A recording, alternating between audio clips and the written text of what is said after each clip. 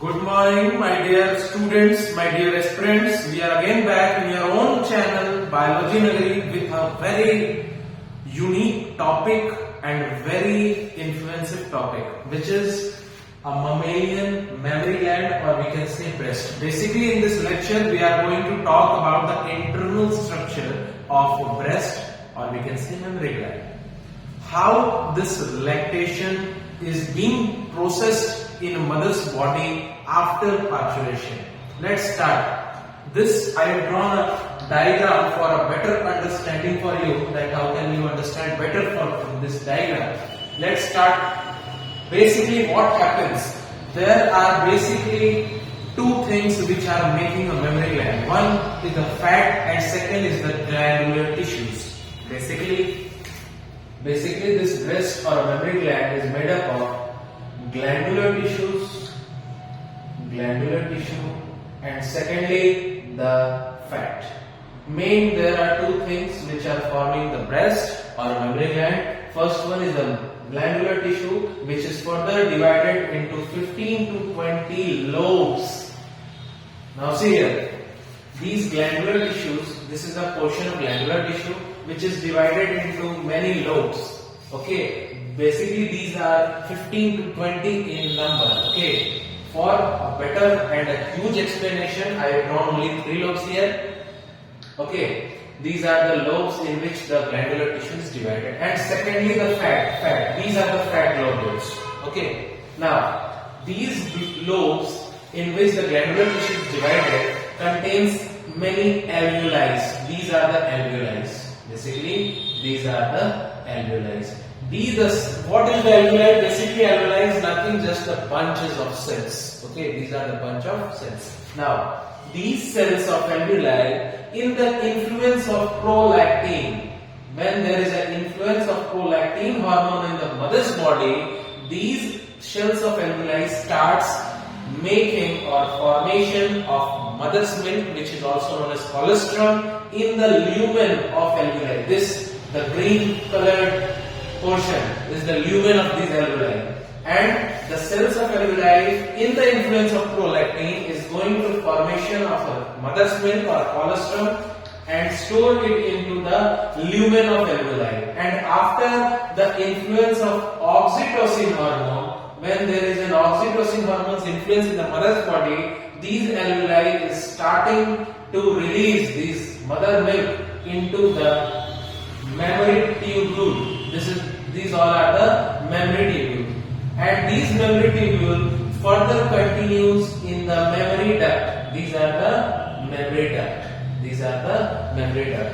Further, these mammary duct are going and collectively forming into the ampulla. This is the ampulla, and after ampulla there is an initiation of a lactiferous duct. This is the lactiferous duct, which goes and end in the nipple, mother's nipple, through which a baby is going to feed the milk or colostrum.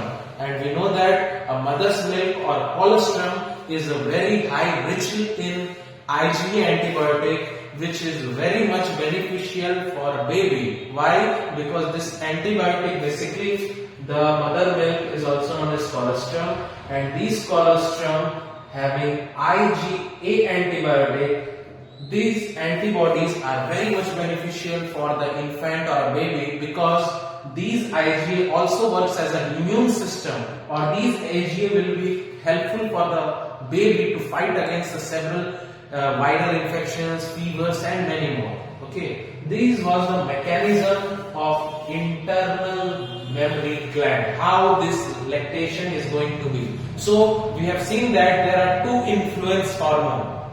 It means there are two hormones basically which are going to influence the production of mother milk. Initially that was prolactin, in which the prolactin was influenced, and prolactin's influence will lead to the formation of mother milk in the lumen of alveoli. Secondly, the oxytocin's influence will help and lead to the releasing of that formed mother milk for their root, and that root need ask several times what is the pathway of this mother milk from the lumen of the alveoli till the nipple. I am going to show you that pathway. So initially this pathway starts from the alveoli. So the alveoli, basically here the cells of alveoli are forming the mother milk. After these alveoli are taking that milk in the lumen. So after this, lumen of alveoli. After the lumen of alveoli, this is going in the mammary tubules. These are the mammary tubules. After this is the mammary tubule. After reaching the mammary tubule, these mammary tubules are going and initiating in the mammary duct. These are the mammary duct. After the mammary tubule, milk will be going to the mammary duct. After the mammary duct, these all mammary ducts are going on a common path, which is ampulla. This is ampulla. So after mammary duct, that will be ampulla, where the mother milk has reached till now. After reaching the ampulla, these mother milk will across the lactiferous tubules. These are the lactiferous ducts, basically the lactiferous ducts, not tubules. These lactiferous ducts. After the ampulla, the lactiferous duct. After reaching the lactiferous duct, the mother milk has finally reached the nipple, from where the baby is going to feed that, and this is very much beneficial for the kid because it is very much rich in IgA antibiotic. This is an antibody or an antibiotic which is found in mother's milk and helps the child to fight against the viral disease. I hope the internal structure of breast or mammary gland is clear to all of you. I have focused on this topic and made a special topic lecture because in previous year and in many years continuously NEET is asking this pathway of lactation, and in this pathway there are the role of two hormones. One, the prolactin, very important topic, and second one is the oxytocin. Okay, so we continue. Thank you.